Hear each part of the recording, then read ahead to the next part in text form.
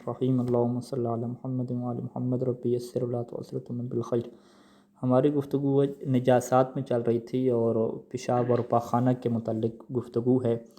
سوال نمبر 67 میں جو ہے ایک قانون ہم نے بیان کیا کہ ہر اس جانور کا پیشاب اور پاخانہ نجس شمار ہوگا کہ جس میں یہ جو ہے وہ دو صفات میں سے ایک صفت کیا پائی جاتی ہو۔ سب سے پہلی صفت کیا ہے کہ وہ جانور ایسا ہو کہ جس کا گوشت کھانا حرام ہوتا ہے۔ تو بس یہ جو حلال جانور ہیں ان کا جو پیشاب اور پاخانہ ہے یہ نجس نہیں ہوگا۔ بکری ہو گئی، گائے ہو گئی، ان کا پیشاب اور پاخانہ کیا پاک ہے۔ اور انسان چونکہ حرام گوشت ہے، ٹھیک ہے، تو انسان کا پیشاب اور پاخانہ کیا ہو جائے گا؟ نجس ہو جائے گا۔ اور دوسری صفت اس کے ساتھ ساتھ، اچھا یہ دو صفتیں ایک ساتھ پائے جانا ضروری ہیں، حرام گوشت بھی ہو اور دوسری کیا ہے کہ وہ خون جہندہ بھی رکھتا ہو، یعنی اگر اس کی رگ کاٹی جائے تو اس کا خون کیا اچھل کے نکلے۔ رگ کاٹی جائے یعنی ہاں جہندہ کا کیا مطلب؟ ایک اردو کی اصطلاح ہے، روایات میں تو استعمال ہوا ہے لہو دمن، کہ اس کا خون ہو، یدفقو یا اس طرح کی روایت استعمال ہوئی جو اچھل کرتا ہو۔ جہندہ کا لوگ بھی مطلب اچھلنا، یعنی اس کا اصل چیز جو یہ ہے کہ جتنے جانور ہیں اگر ان کے جسم کے اندر جو ہے ایک یہ شریانوں کا سسٹم ہے، شریانے ہیں، خون کی شریانی رگیں ہیں، خون کی رگیں ہیں، جن جو ان کا خون دوڑتا ہے وہ انہی شریانوں کے اندر حرکت کرتا ہے، تو وہ جانور کیا کہلاتے ہیں؟ خون جہندہ کہلاتے ہیں۔ اور کچھ جانور وہ ہیں کہ جن کا جو ہے یہ سسٹم شریانوں والا ہے ہی نہیں، ٹھیک ہے، ان کی شریانی سسٹم رکھی نہیں اللہ نے، جیسے مچھلی ہے، چھپکلی ہے، چوہے چھوٹے ہو گئے مثلا، ان کے اندر جو ان کو کاٹیں تو ایک گوشت ٹائپ ہے، اس گوشت کے اندر بھی آپ مزید سرچ کر لیں تو وہ ایک شریانوں کا جال آپ کو نہیں ملے گا۔ تو وہ جن جانوروں کے اندر شریانیں نہیں ہوتی خون کی، ان کو اگر آپ کاٹتے ہیں تو خون تو نکلتا ہے ان کا، لیکن اس خون کے اندر جو ہے نا اچھل پن نہیں ہوتا کہ وہ انجیکشن کی طرح یا کسی آپ پائپ کو کاٹتے ہیں جس طریقے سے نکلے، اس طرح نہیں ہوتا۔ تو یعنی آپ اس سے یوں بھی تعبیر کر سکتے ہیں کہ وہ جانور کے جن کے اندر شریانیں ہوں خون کی، خون ان کی شریانیوں میں دوڑتا ہو، ان کا پھر کیا ہوگا کہ جب آپ کاٹیں گے تو شریان سے خون ایسے ہی نکلتا ہے جیسے کسی پائپ کو آپ کاٹتے ہیں، پائپ کو کاٹتے ہیں یعنی وہ اچھل کے نکلتا ہے خون۔ تو مچھلی کو کاٹیں تو مچھلی کی چونکہ شریان ہوتی نہیں ہے تو لہٰذا اس کا خون اچھل کے نہیں نکلتا، اگرچہ آپ چھری زور سے ماریں گے تو اچھلے گا تو صحیح، لیکن وہ والا نہیں ہے کہ جو شریان سے کیا اچھلتے ہیں۔ تو یہ دو شرطیں کٹھی پائے جانا ضروری ہیں۔ جب ہم کہتے ہیں کہ دو شرطیں کٹھی ہوں تو پھر یہاں پہ یہ سوال اٹھتا ہے کہ ہم آپ کو کچھ مثالیں دیتی ہیں کہ جو حرام جانور ہیں لیکن خون جہندہ نہیں رکھتے، ٹھیک ہے جی، حرام جانور ہیں اور خون جہندہ نہ رکھتے ہوں، مثلا آپ مثال لے آئیں کہ یہی مینڈک کی مثال، چھپکلی کی، چھوٹے چوہے یعنی ہو گئے، یہ نجف والے نہیں، بڑے بڑے والے، ان کو تو شاید کاٹیں تو اندر ہوں رکھیں پیشاب والے نہیں جو بچوں کو کھا لیتے ہیں۔ اچھا، اور یہ جو ہو گئی مچھلیاں ہو گئیں، حرام جو مچھلیاں ہیں، سانپ ہو گیا، ٹھیک ہے، یہ پھر جتنے جانور ہیں یہ حرام گوشت تو ہیں لیکن ان کا چونکہ خون جہندہ نہیں ہے تو لہٰذا ان کا پیشاب اور پاخانہ کیا ہوگا؟ پاک ہوگا۔ لیکن سید سیستانی پیشاب کے بارے میں احتیاط کے قائل ہیں، ٹھیک ہے جی، وہ کہتے ہیں کہ ان کا جو پیشاب ہے ان سے احتیاط واجب ہے کہ اس سے کیا کیا جائے؟ پرہیز کیا جائے۔ پاخانہ یعنی جو ان کا ہوگا فضلے کی شکل میں، اب یہ کون تحقیق کرے کہ پیشاب کا فضلہ کون سا ہے، چھپکلی کا فضلہ کون سا ہے، اور پاخانہ کون سا اور پیشاب کون سا ہے؟ بہرحال تحقیق کوئی نہ کرے تو اصل تو چیز کیا ہے؟ وہی جو فضلہ کی شکل میں نظر آتی ہے نا، پیشاب کو پتہ نہیں، وہ جو فضلہ کی شکل میں چیز نظر آ رہی ہے وہ پاک ہے ان کی، باقی جو پیشاب ہے وہ تو پتہ ہی نہیں چلتا، اگر کسی کو پتہ چل جائے کہ اس کا پیشاب ہے تو اس سے پرہیز کرنا احتیاط لازم کے طور پہ ہوگا، ٹھیک ہے۔ یہ کون سے جانوروں جو حرام گوشت ہوں اور جن کا گوشت بھی شمار ہوتا ہے، جن عرف کے مطابق وہ گوشت والے شمار ہوتے ہیں، اگر جانور ایسے ہیں کہ وہ گوشت والے شمار ہی نہیں ہوتے، لال بیگ لے لیں، جو ہے وہ مکھیاں لے لیں، یا کیڑے مکوڑے لے لیں، اور یہ چیونٹیاں وغیرہ لے لیں کہ جن کا گوشت شمار ہی نہیں ہوتا، تو ان کا پیشاب اور پاخانہ دونوں کیا ہیں؟ پاک ہیں، ٹھیک ہے، پیشاب بھی پاک ہے اور پاخانہ بھی پاک ہے۔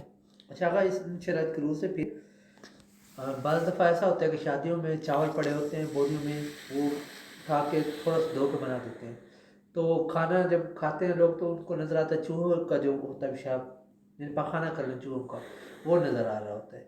اب ان دو شرائط کے روح سے ایک شرط تو نہ رہی نا پھر، ہاں اگر وہ چوہے ایسے ہیں کہ جو چھوٹے چوہے ہوتے ہیں کہ جن کا خون جہندہ نہیں ہوتا تو پھر تو اس مسئلے کے مطابق ان کا پیشاب کیا پاک ہے؟ پیشاب سے کیسے پتہ چلے؟ جو مینگنیاں ان کی، مینگنی اس کے پتہ چل جاتا ہے. مینگنیاں تو بہت زیادہ ہیں نا. ابھی رات کو ہم نے 2:15 بجے چوہا مارا، ٹھیک ہے. یہ تو گھر گھر کی بات ہے. اس نے اچھا جی، تو یہ سوال نمبر 68 کی کیا ہے، یہ تفسیر جو ہے ابھی بیان کریں گے. تو مطلب کیا ہوا کہ 67 میں جو 2 شرطیں بیان کی ہیں ان کا ایک ساتھ پایا جانا کیا ضروری ہے. جن جانوروں میں مدرجہ بالا 2 صفات نہ ہوں ان کے پیشاب اور پخانہ کا کیا حکم ہے، یعنی دونوں کی دونوں صفات کیا موجود نہیں ہیں، یا ایک صفت ہے اور ایک کیا موجود نہیں ہے. ابھی وہ بیان کر رہے ہیں کہ تمام حلال گوشت جانوروں کا پیشاب اور پخانہ پاک ہے. حلال گوشت جانور جب کہا تو پہلی والی صفت کیا ہے، موجود نہیں ہے. ٹھیک ہے، پہلی صفت کیا تھی، حرام گوشت ہونے چاہیے، جیسے بکری، بھینس، اونٹ، گائے وغیرہ. اور ہر وہ حرام گوشت جانور جو خون جہندہ نہ رکھتا ہو، یعنی پہلی شرط ہو لیکن دوسری شرط نہ ہو. ٹھیک ہے، جیسے مچھلی وغیرہ، تو ان کا پخانہ کیا ہے، پاک ہے، اور پخانہ پاک ہے. اور اگر وہ گوشت نہ رکھنے والے چھوٹے جانوروں میں شمار ہوتا ہو، یعنی اگر عرف کے مطابق وہ گوشت والا شمار ہی نہیں ہوتا، عرف کے مطابق، یعنی اگر نہ تھوڑا بہت گوشت ہوگا جیسے مچھر، کھٹمل، پسو وغیرہ، تو اس کا پیشاب بھی پاک ہے. ویسے فقط پخانہ پاک ہے، پیشاب بھی پاک ہے. البتہ اگر وہ گوشت رکھنے والا جانور شمار ہوتا ہو تو احتیاط لازم کی بنا پر اس کے پیشاب سے اجتناب کیا جائے. ٹھیک ہے. یہ جو آپ نے لفظ استعمال کیا ہے عرف، اس کا کیا معنی ہے؟ عرف ایک ہوتی ہے عرف کی نگاہ، اور ایک ہوتی ہے دقت اور عقلی نگاہ. ٹھیک ہے جی. ہاں، میں مثال دیتا ہوں. یعنی آپ اگر یہ پسو کو اٹھا لیں، مچھر کو اٹھا لیں، تو آپ کہتے ہیں کہ ہم اس کو چیک کراتے ہیں لیبارٹری میں، کیوں نہیں اس کا گوشت. ٹھیک ہے، وہ تھوڑا سا گوشت ہے. ٹھیک ہے، آپ کہیں قبلہ صاحب کمال کرتے ہیں. ہم بات کر رہے ہیں معاشرتی اور عرفی بات کر رہے ہیں کہ لوگوں کی نگاہ میں کیا یہ گوشت والا شمار ہوتا ہے. مچھر کو آپ نے سائنسدانوں سے اور دقت عقلی سے دیکھا تو اس کا گوشت تو ہے کچھ نہ کچھ، لیکن آپ نے اگر عرف سے پوچھا تو عرف کیا ہے، اتنی دقت نہیں کرتا. یعنی عوامی زبان میں اس کو دیکھا جائے. ہاں، آپ عوامی اور معاشرتی طور پہ دیکھیں، سائنسی طور پہ اور دقیق طور پہ نہ دیکھیں. صحیح ہوگا. ٹھیک ہے. اب ہم اگر لوگوں سے پوچھیں کہ مچھر کا گوشت ہوتا ہے، وہ کہیں گے پاگل ہو گئے ہیں، ہاں، اس کو کہاں گوشت ہے، اس کا نہیں ہوتا. ٹھیک. جیسے آپ کہہ رہے کہ لیبارٹری میں ٹیلیسکوپ وغیرہ میں ہاں، وہ دیکھیں تو اس کو ہے. ٹھیک ہے، تو اب وہ دقیق نگاہ نہیں ہوتی، عرفی چیزیں ہوتی ہیں یہاں پہ. تو یعنی مسئلہ کیا ہوا کہ جو پاخانہ ہے نا، اگر آپ فقط پاخانہ کو لے لیں تو پاخانہ تو کیا ہے، جس کے اندر یہ 2 شرطیں موجود نہ ہوں یا 2 میں سے کیا ہے ایک موجود نہ ہو، تو اس کا پاخانہ تو پاک ہے. لیکن پیشاب کے بارے میں فقط ایک جگہ پہ کیا ہے، احتیاط لازم ہے کہ جب وہ جانور کیا ہے حرام حلال فرض کریں حلال گوشت ہے، یہ معذرت، اگر وہ گوشت کیا ہے حرام گوشت کیا ہے، نہیں بلکہ یہ ہے کہ گوشت رکھنے والا ہے. ہاں، ہر وہ حرام گوشت جانور جو ہاں حرام گوشت ہے اور خون جہندہ نہیں ہے، یہ مثالیں حرام گوشت ہے اور خون جہندہ نہیں ہے، تو اس کے پیشاب سے جو ہے نا پرہیز کرنا احتیاط لازم کے طور پہ ہے. یعنی آپ مچھلی کی مثالیں لیں، یعنی مچھلی کا جو پاخانہ ہے وہ پاک ہے، لیکن مچھلی کا جو پیشاب ہے اس سے احتیاط واجب کے طور پہ کیا کیا جائے گا، پرہیز کیا جائے گا. سانپ کا پاخانہ پاک ہے، لیکن اس کا جو کیا نا پیشاب ہے اس سے جو ہے وہ اجتناب کیا گیا لازم کے طور پہ. ٹھیک ہے.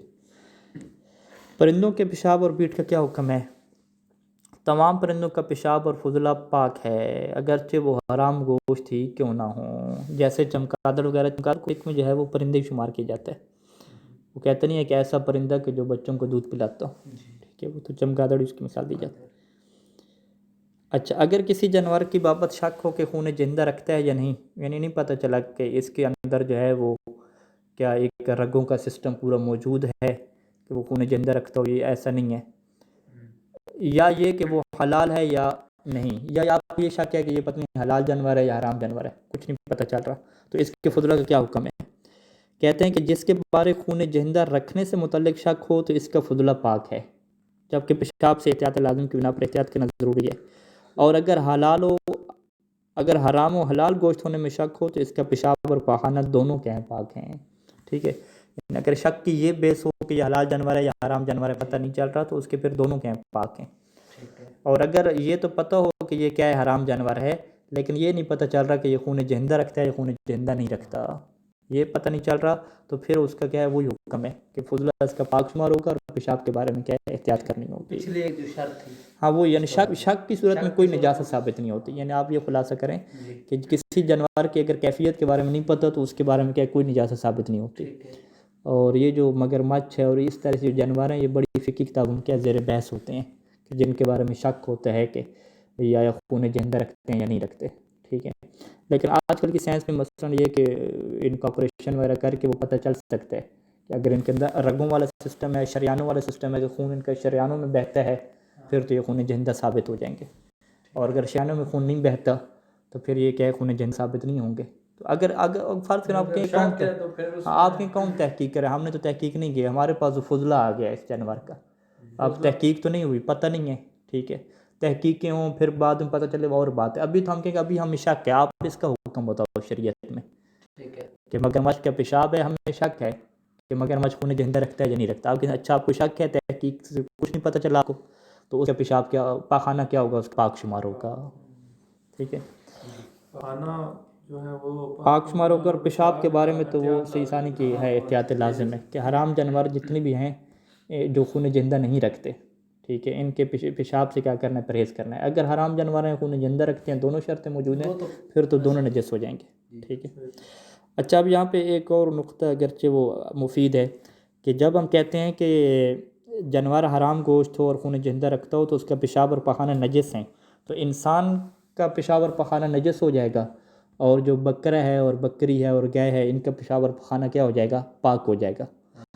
تو کیا اس نجاست اور طہارت کی بنیاد پہ انسان کی فضیلت کا انکار ہو جائے گا؟ انسان کیا اشرف المخلوقات ہے.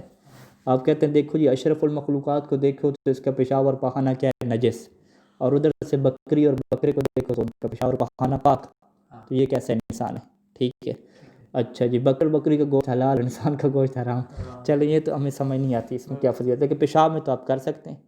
ٹھیک ہے. تو آپ یہاں پہ کیا کہیں گے کہ یہ جو نجاست اور پاکیزگی ہے یہ شریعت کے احکام ہیں, یہ کوئی ایسے نہیں ہے کہ حقیقت میں کوئی پلیدی چیز ہو, کوئی خطرناک چیز ہو. نہیں, شریعت کا حکم ہے کہ اگر پیشاب کپڑے پہ لگ گیا ہے تو آپ نے اسے دھو کے کیا نماز پڑھنی ہے. ٹھیک ہے. یعنی روایات کے اندر بھی خود ان چیزوں کے لیے نجس کا لفظ استعمال نہیں ہوا. جتنی مثلا ہم نے روایات پڑھی ہیں پیشاب کو نجس سیدھا کہا گیا, ایسا نہیں ہے. مثلا پیشاب لگتا ہے تو روایات کیا ہوتی ہیں کہ آپ اسے دھو لیں, ایک دفعہ دھو لیں, 2 دفعہ دھو لیں. تو اس کو فقہا نے کیا نام رکھا کہ 1-2 دفعہ دھونے کا مطلب کیا ہے کہ اس کو ہم نجس کہیں گے. ٹھیک ہے. تو اسی وجہ سے فقہ کی ایک اصطلاح ہے کہ ان کی جو نجاست ہے وہ کوئی حقیقی نجاست نہیں ہے کہ حقیقت میں ان کے اندر مشکل ہو اور بہت زیادہ کیا ہے کوئی پلیدی نام کی چیز ہو سکتا ہے کہ پیشاب کیا ہے مفید ہو زخموں کے لیے, اور اس کے اندر کوئی سائنس سے آپ چیک کروا لیں کچھ کے اندر نقصانات نہ ہوں. ٹھیک ہے. لیکن پھر بھی شریعت کا یہ حکم ہے کہ بھی اگر یہ کپڑے کے اوپر لگا ہے, جسم کے اوپر لگا ہے, تو اس سے آپ نے دھونا ہے, پھر آپ کی نماز ہوگی. اگر آپ نہیں دھویں گے تو نماز نہیں ہوگی. تو یہ ایک شریعت کا حکم ہے. اب یہ حکم جانوروں کے لیے نہیں ہے, انسانوں کے لیے ہے.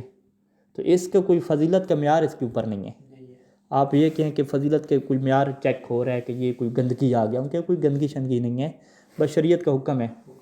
یہی پیشاب اور پخانہ جب پیٹ کے اندر ہے, انسان کے اندر ہے, تو کچھ فقہا کے ایسے پاک شمار کرتے ہیں. جب جسم کے اندر ہے, باہر نکلے گا تو پھر کیا نجس شمار ہوگا. خون جسم کے اندر ہے تو پاک ہے, باہر نکلے گا تو پھر نجس ہوگا. باہر نکلے گا نجس کیا مطلب کہ احکام شریعت کے اس کے اوپر پھر آئیں گے. ٹھیک ہے, لاگو تب ہوں گے. تو اس کا کیا مطلب ہے کہ یہ ایک اعتباری نجاست ہے, کوئی حقیقی نہیں ہے. یہ احکام سارا تعلق کیا ہے, حکم شرعی کا تعلق ہے. کوئی فضیلت کی بات نہیں ہے کہ انسان فضیلتیں بنانا شروع کر دے کہ بکرے اور بکری افضل ہو کے چونکہ ان کا پیشاب پاک ہے, ان کا خون پاک ہے. ٹھیک ہے, یہ چیزیں پاک ہیں. تو اگر اس کا تعلق کیا ہوتا ہے, حقیقی نجاست کے ساتھ ہوتا اور اس کے لیے لفظ نجس وغیرہ استعمال ہوتے, تو پھر تو آپ کہہ سکتے تھے کہ فضیلت کا معیار ہے. لیکن ایسا نہیں ہے. تمام فقہا سے کہتے ہیں اعتباری نجاست اور طہارت کہتے ہیں. پھر اعتراض آتا ہے کہ فقہا تو غیر معصوم ہے. کیا چیز فقہا؟ ایسے میں تو میری بات ہو رہی تھی نا, مطلب جو میں نے آپ کو بتایا تھا ان کے بارے میں, تو انہوں نے کہا جی یہ تو سارے غیر معصوم ہے. تو خود معصوم سے تو رابطہ کسی کا نہیں ہے نا, معصوم سے حکم شرعی کیسے پوچھیں گے. اچھا جی, منی جو ہے وہ تیسری نجاست ہے. اب کن جانوروں کی منی نجس ہے؟ کہتے ہیں کہ خون زندہ رکھنے والے جانور کی منی نجس ہے, چاہے وہ حلال گوشت ہو یا حرام گوشت ہو. لیکن اگر وہ حلال گوشت ہو تو بنا پر احتیاط لازم نجس ہوگی. یعنی بکرے کی جو منی ہے وہ احتیاط لازم کی بنیاد پہ کیا نجس ہے. اسی طرح مادہ جانوروں سے جب کوئی سائل یعنی جب کوئی رطوبت خارج ہو جو ان کی جنابت کا موجب بنے تو وہ سائل بھی کیا ہوگا؟ نجس ہوگا، ٹھیک ہے۔ البتہ جو جانور خون جندہ نہیں رکھتے ان کی منی پاک ہے۔ مادہ جانور کون سے ہوتے ہیں؟ مؤنث، اچھا، ٹھیک ہے۔ بکرے کی منی کا تو پتہ چل جائے گا، بکری کی منی کا کیسے پتہ چلا؟ تو ہم کہیں بکری کی منی جو ایک رطوبت خارج ہوگی، ٹھیک ہے۔ جنابت کا لفظ یہاں پہ انسان کے لیے بھی استعمال ہو جائے، چلیں انسان کیا مجنب ہو گیا، ٹھیک ہے۔ خاتون کی جو ایک مادہ خارج ہوگا وہ اس کی منی ہوگی، ٹھیک ہے۔ سائل بہنے والا ہے، رطوبت بہنے والا مادہ، ٹھیک ہے۔ اچھا، جو ان کی جنابت کے موجب بنے، یہ فقرہ جو ہے وہ بہرحال عجیب ہے، انسانوں کے بارے میں درست ہے، جانوروں کے بارے میں نہیں ٹھیک۔ اچھا، یہ مردار کیا ہے اور کس کا؟ چوتھا جو ہے وہ میت، مردار۔ مردار لاش کو کہا جاتا ہے، البتہ اس میں ایک شرط ہے کہ وہ جانور شرعی ذبح یا نحر کے علاوہ کسی اور طریقے سے مارا گیا ہو، ٹھیک ہے جی۔ ایک جانور کو اگر شرعی طریقے سے ذبح کیا جاتا ہے، شرعی طریقے سے شکار کیا جاتا ہے فرض کریں، تو اسے آپ مردار نہیں کہتے، ٹھیک ہے۔ اگر ایک جانور شرعی طریقے کے بغیر کیا ہے مر گیا، ٹھیک ہے، یا شرعی طریقے کے بغیر اسے ذبح کیا گیا تو وہ ذبح کرنے کا جو طریقہ ہے، ٹھیک ہے، شرعی طریقے سے ذبح نہیں کیا، ایسے ہی کیا ہے اس کو کاٹ دیا۔ اگر کسی نے مطلب شکار کیا، گولی ماری، ہاں وہ تو ٹھیک ہے، وہ تو شرعی طریقہ ہوگا نا، جو شکار کے احکام میں انشاءاللہ ہم پڑھیں گے، گولی وغیرہ ماری، جانور کو لگی وہ مر گئی، یہ تو ٹھیک ہے۔ اگر فرض کریں کہ غیر شرعی طریقے سے مثلا ایک جانور کو کیا ہے جو ذبح نہیں کیا، ایسے ہی مار دیا، سر میں کیا ہے ڈنڈا مار کے مار دیا، پھر کیا اسے کاٹا، ٹھیک ہے، یا ذبح کیا تو وہ گردن کو کیا ہے اتنا اوپر سے ذبح کیا کہ اس کی 4 رگیں پوری کٹی نہیں، ٹھیک ہے۔ مرغی کو ذبح نہیں کٹو گے صحیح، ہاں ایسی جس طرح عام طور پہ ہوتا ہے، ٹھیک ہے۔ یا قربانی کے اوپر جو کسائی بنتے ہیں ناڑی، وہ مردار کر دیتے ہیں، یعنی صحیح طریقے سے ذبح نہیں کرتے، یعنی جو بھی شرعی طریقے سے اگر ذبح نہ کیا گیا تو اسے ہم مردار کہتے ہیں، وہ نجس ہوتا ہے۔ یعنی شرعی طریقے سے ہٹ کے اگر اسے مارا گیا ہو یا وہ قدرتی طور پہ مر جائے تو وہ کیا نجس ہوگا؟ مردار۔ اور کس کا مردار نجس ہے؟ کہتے ہیں کہ انسان اور ہر خون زندہ رکھنے والے حیوان، یعنی جانور کا مردار کیا ہے؟ حرام ہے، حرام ہے کی جگہ کیا ہونا چاہیے؟ نجس ہے، اگرچہ وہ حلال گوشتی کیوں نہ ہو، ٹھیک ہے۔ حرام کی جگہ پہ لفظ نجس استعمال کریں، کہ حلال حرام میں تو بحث نہیں ہے، یہ تو واضح ہے کہ مردار ہے تو حرام کھانا، ٹھیک ہے۔ بحث کس میں ہے کہ نجس ہے یا نجس نہیں ہے؟ تو یہ کیا کہتے ہیں کہ ایک تو انسان ہو گیا، انسان کا مردہ کیا ہے؟ نجس ہے۔ انسان کے علاوہ ہر جانور آپ لے ہیں، اگر اس کا خون زندہ ہے تو اس کا مردار کیا ہوگا؟ نجس شمار ہوگا۔ بس ہم سوال کریں گے کہ یہ جو سانپ ہے، سانپ کا مردار نجس ہوگا یا نجس نہیں ہوگا؟ آپ کہیں گے سانپ کا مردار نجس نہیں ہوگا۔ یہ کیوں نہیں نجس ہوگا؟ کیونکہ یہ خون زندہ نہیں رکھتا۔ چھپکلی جو ہے مر جائے، یہ نجس ہوگی؟ یہ نجس نہیں ہوگی، نجس نہیں ہوگی کیونکہ یہ خون زندہ نہیں رکھتے، ٹھیک ہے جی۔ اچھا، مچھلی جو ہوتی ہے جو پانی کے اندر مر جاتی ہے تو مردہ ہو جاتی ہے، تو اب پانی کے اندر مر گئی ہے تو وہ اب نجس نہیں ہوگی، ٹھیک ہے۔ اسی طریقے سے جو حرام مچھلیاں ہیں جو ہمارے نزدیک کھانا کیا ہے؟ حرام ہے، وہ حرام تو ہوں گی لیکن نجس نہیں ہوں گی، ٹھیک ہے۔ جب وہ نجس نہیں ہوں گی تو اگر فرض کریں کہ دکاندار ایک ہی فرائی میں دونوں کو کیا ہے وہ کر رہا ہے، ایک ہی کڑھائی میں دونوں کو فرائی کر رہا ہے، تو پھر کڑھائی کا جو آئل ہے وہ نجس تو نہیں ہوگا؟ نجس کیوں نہیں ہوگا؟ کیونکہ ٹھیک ہے دوسری مچھلی کیا ہے؟ حرام ہے لیکن نجس تو نہیں ہے۔ یہ تو ایسی ہے کہ جیسے ہاں کھانا حرام ہے، ٹھیک ہے، نجس تو نہیں۔ یعنی یہ ہے کہ جو مطلب مردار حرام ہو اس کو چھونے سے ہاتھ مطلب وہ نجس ہو جاتا ہے، ہاں، اور کھانا نجس ہو جاتا ہے، کھانا حرام ہو جاتا ہے، ایسا نہیں ہے سسٹم، ٹھیک ہے جی۔ ایسا کس کے لیے سسٹم نہیں ہے؟ جس کا خون جہن نہیں ہے۔ اچھا، ایک لفظ آپ نے استعمال یہاں پہ آیا ہے نہر، ذبح یا نہر جو اونٹ کو نہر کرتے ہیں، یعنی کس طرح یہ جو ہاں یہ تو تفصیلی احکام آگے آئیں گے نا، ٹھیک ہے۔ نہر کا لفظ جو یہ ہے کہ جو عام جانور تو اس کو لٹا کر ذبح کرتے ہیں، جو اونٹ ہے تو اس کو کھڑے ہو کر گردن جو نیچے سے چھری مارتے ہیں اس کو کہتے ہیں نہیں نہیں، چھری نہیں، چھری ہاں چھری مارتے ہیں، ہاں یہ جو ہوتا ہے لبہ اسے کہتے ہیں، کہ گردن اور سینے کی جو ملنے کی جگہ ہوتی ہے اس کے اندر ایک گڑھا بنا ہوتا ہے، تھوڑی چیز اندر ہوتی ہے، وہاں پہ کیا ہے نیزہ کوئی ماریں یہ چھری کیا گھسائیں اندر، وہ جیسے گھسائیں گے خون اس کا نکلے گا، تو جیسے خون نکل جائے گا وہ جانور حلال ہو جائے گا، یعنی گردن کاٹنے کی ضرورت بھی نہیں پڑتی وہاں پہ، اس کا خون بھی بڑا نکلتا ہے، وہ فقط اونٹ کے ساتھ ہے، نہر جو اونٹ کے ساتھ خاص ہے نا. ہاں تو جس طرح وہ جناب علی اصغر کے مصائب میں ہے کہ وہ جو تیر تھا اونٹوں کو جس سے نہر کرتے تھے وہ تیر کے مار گیا تھا. تو یہ مصائب میں یعنی نہر کا تعلق فقط اونٹ کے ساتھ ہے، باقی کسی چیز کا. سب سے جو بڑا جانور ہے حلال جانور. اچھا جی، اب یہ سوال آتا ہے کہ کیا شہید کی لاش پاک ہے؟ انسان جب مرتا ہے تو اس کی لاش نجس ہو جاتی ہے نا. یعنی انسان کے اگر میت کو ہاتھ لگائیں گے، اگر ہاتھ گیلا ہوگا تو وہ ہاتھ کیا ہو جائے گا؟ نجس ہو جائے گا. اگر 3 غسل مکمل ہو جائیں گے تو پھر کیا ہوگا؟ ہاتھ پاک ہوگا. شہید لاش پاک ہے؟ جی ہاں، شہید اور وہ مجرم جس کے جرم کی سزا قتل قرار پائے اور اس نے سزائے موت سے پہلے غسل میت کر لیا ہو تو اس کی لاش کیا ہوگی؟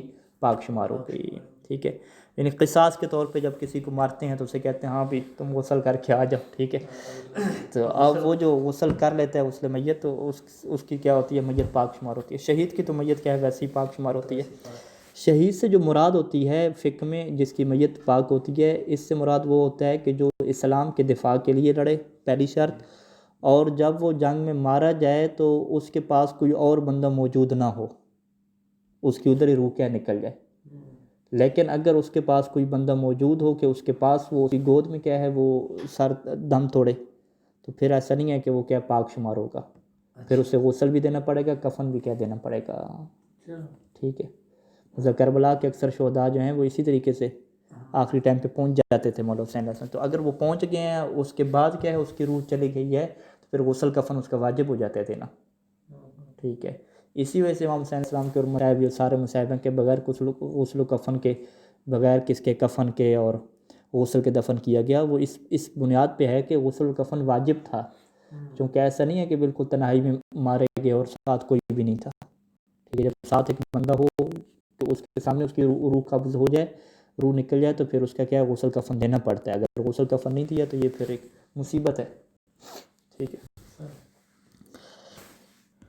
اچھا جی، زندہ جاندار سے جدا ہونے والا اعضاء کا کیا حکم ہے؟ یعنی ایک جاندار زندہ ہے، اس کا پاؤں کٹ جاتا ہے، انسان کی ٹانگ کٹ جاتی ہے، تو وہ جو حصہ کٹ رہا ہے کیا وہ نجس شمار ہوگا؟ کہتے ہیں کہ وہ اعضاء مردار کے حکم میں. مردار کیا ہوتا ہے؟ نجس ہوتا ہے، لہٰذا وہ بھی نجس ہوں گے. مثلا کسی کی انگلی کٹ جائے، خواہ آپریشن وغیرہ سے کیوں نہ ہو، تو وہ کیا ہوگی؟ انگلی کیا شمار ہوگی؟ نجس شمار ہوگی. البتہ کچھ چھوٹے اجزاء پاک ہوں گے جیسے ہونٹ یا ہاتھوں سے جدا ہونے والی باریک کھال. تو یہ جو ہاں ہونٹوں سے جو توڑ لیتے ہیں باریک کھال، یا ہاتھ کا کیا ہے کوئی باریک کھال اتر گئی ہے، پوری انگلی تو نہیں ہے، مطلب تھوڑا سا اس کا یہ حصہ ہے. نہیں اگر گوشت کٹا ہے فرض کریں وہ تو نجس ہوگا نا. اگر جو چھوٹی سی کھال ہے وہ مردہ شمار ہوتی ہے جس سے درد بھی نہیں ہوتا. ہونٹ کی جلی اترتی ہے، جو جلی اوپر سے اتار کے، ہاں کھال کی جگہ بھی جلی لکھتے تو زیادہ ہی واضح تھا. یعنی جو باریک جلی ہونٹ کی اترتی ہے یا ہاتھ کی جو بعض کا جلی ایک بن جاتی ہے، کھال جو بن جاتی ہے تھوڑی سی وہ اتر جاتی ہے. تو یہ جو چھوٹی چھوٹی چیزیں ہوتی ہیں اس کی بنیادی وجہ یہ ہے کہ ان کے اندر جو زندگی ہے وہ ختم ہو چکی ہوتی ہے، لہٰذا اس وجہ سے کیا درد بھی نہیں ہوتا انسان کو. تو یہ چیزیں کیا ہیں وہ پاک شمار ہوتی ہیں. لیکن اس کے علاوہ اگر کوئی بڑا جو بوٹی اگر انسان کی جدا ہو جائے یا جانور کی بوٹی جدا ہو جائے جو زندہ ہے ابھی تو وہ کیا شمار ہوگی؟ نجس شمار ہوگی. یہ جو ہوتی ہے مثلا سانپ وغیرہ کی جو اوپر سے جلی ہوتی ہے جو وہ چھوڑ جاتی ہے، سانپ کا تو مردار ہم نے کیا کہا؟ نجس ہے یا پاک ہے؟ سانپ مر جائے پاک ہے. کیوں پاک ہے؟ کیونکہ انہیں زندہ نہیں رکھتا نا. جب خون زندہ نہیں پورا مردار ہو اس کا گوشت بھی پاک ہے تو جلی شلی تو وہ کیا ہوگی؟ پاک ہوگی. ویسے ہی پاک جس میں شک ہو مثلا خون زندہ رکھتا ہے یا نہیں رکھتا ہے وہ بھی پاک میں جائے گی. اچھا وہ بھی، ہاں وہ بھی پاک میں جائے گی. یقین ہونا کیا ضروری ہے یہاں پہ.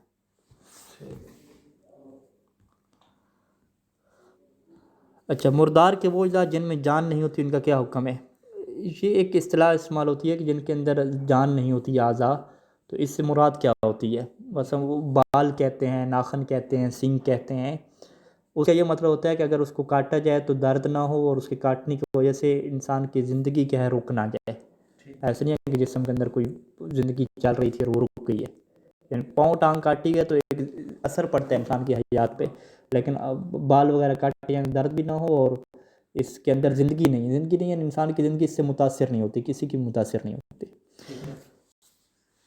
اگر نجس العین کا مردار، اگر نجس العین کا مردار ہے، یعنی جیسے کتا یا سور یا کافر ہے، کتا سور کافر ان تینوں کو ہم نے کس میں شمار کیا؟ نجس العین میں شمار کیا، جی جو 10 نجاسات گنوائی ان میں سے یہ 3 ہیں، ٹھیک ہے تو اس کے تمام اجزاء نجس ہوں گے، تمام اجزاء نجس ہوں گے، یعنی حتیٰ کہ بال، جی ناخن، ہڈیاں، سینگ، یہ ساری چیزیں کیا ہوں گی؟ نجس ہوں گی۔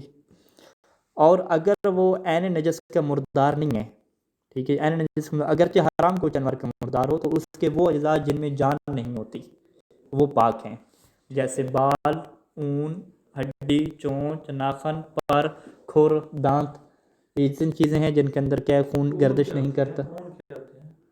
اون جو بیڑ کے اوپر جو نہیں ہوتی، نرم بال ہوتے ہیں، اون کی آپ نہیں کہتے ہیں، اون کی رضائی اور اون کے کپڑے، ٹھیک ہے، وہ والے اون سے کہتے ہیں۔ اچھا، یعنی اگر یہاں پہ 2 باتیں، اگر وہ نجس العین ہے یعنی مردار، جیسے کتا سور کافر، یہ 3 علیحدہ ہو گئے، اس کے تو وہ یہ جو تو ویسے بال بھی ہیں ان کا بال کے علاوہ وہ جو چھوٹا ہاں چھوٹا وہ ہوتا ہے، سب بھی نجس ہے، وہ سارا سب کچھ۔ نجس ہے، بال پاک ہیں ان کے؟ نہیں بال بھی نجس ہیں۔